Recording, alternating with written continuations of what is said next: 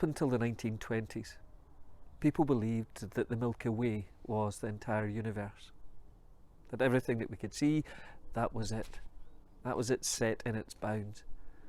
But then in 1920 they discovered that the Milky Way, our galaxy, was simply one galaxy amongst millions of others. And I wonder what that moment was like, where someone turned back for the telescope and looked at the team and said, "Hey guys, it is so much bigger, so much more than anything we could ever imagine. And we've not even begun to scratch the surface." That moment where everything you understood, the paradigm in which you lived, everything changed, and you realised that you were in a place that was far bigger, far greater, far more wonderful, far more complex, far more glorious than you could really find the words for. Whenever I turn to John chapter 1, I always have that same kind of experience, that same kind of encounter, just because when I think I've got a handle on Jesus, he discovers to be so much more than anything I could ever imagine, anything I could ever capture. At every watch night service, I'll always deliberately read these words from John chapter 1. There we are, gathered together awaiting Christmas morning. There we are, marking the incarnation and the birth. And just when we think we have understood him, just when we think we have limited into a manger, we discover he is so much more glorious, so much more wonderful. John chapter 1 says this: "In the beginning was the Word, and the Word was with God, and the Word was God. He was in the beginning with God. All things were made through him, and without him was not anything made that was made. In him was life, and the life was the light of men. The light shines in the darkness, and the darkness has not overcome it. There was a man sent from God whose name was John. He came as a witness to bear witness about the light, that all might believe through him. He was not the light, but came to bear witness about the light. The true light, which gives light to everyone, was coming into the world. He was in the world, and the world was made through him, yet the world did not know him. He came to his own, and his own people did not receive him. But to all who did receive him, who believed in his name, he gave the right to become children of God, who were born not of blood, nor of the will of flesh, nor of the will of man, but of God. And the Word became flesh and dwelt among us. And we have seen his glory, glory as the only Son from the Father, full of grace and truth. John bore witness about him and cried out, 'This was he of whom I said, he who comes after me ranks before me, because he was before me.' For from his fullness we have all received grace upon grace. For the law was given through Moses, grace and truth came through Jesus Christ. No one has ever seen God, the only God, who is at the Father's side.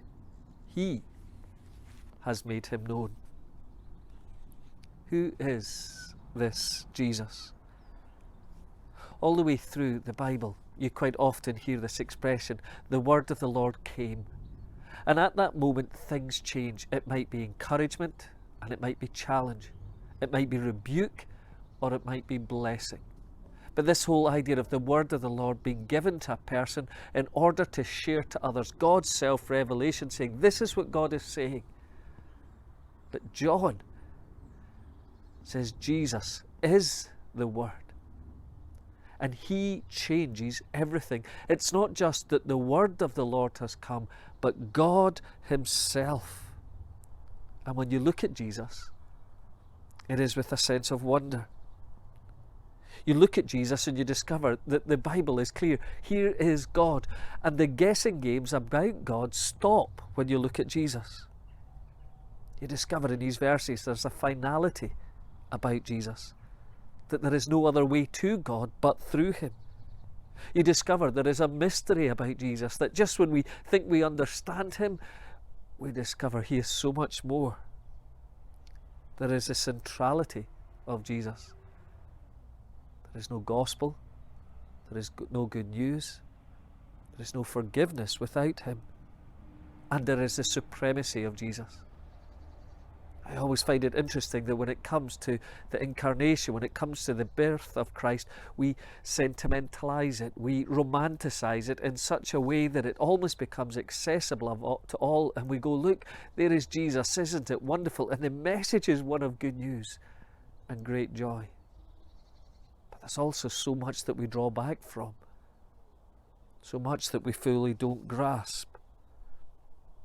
We see here that the word come as flesh is not only God's self-revelation. What we discover is that here is the work of the Father, that the invisible God who we cannot see becomes visible in Jesus.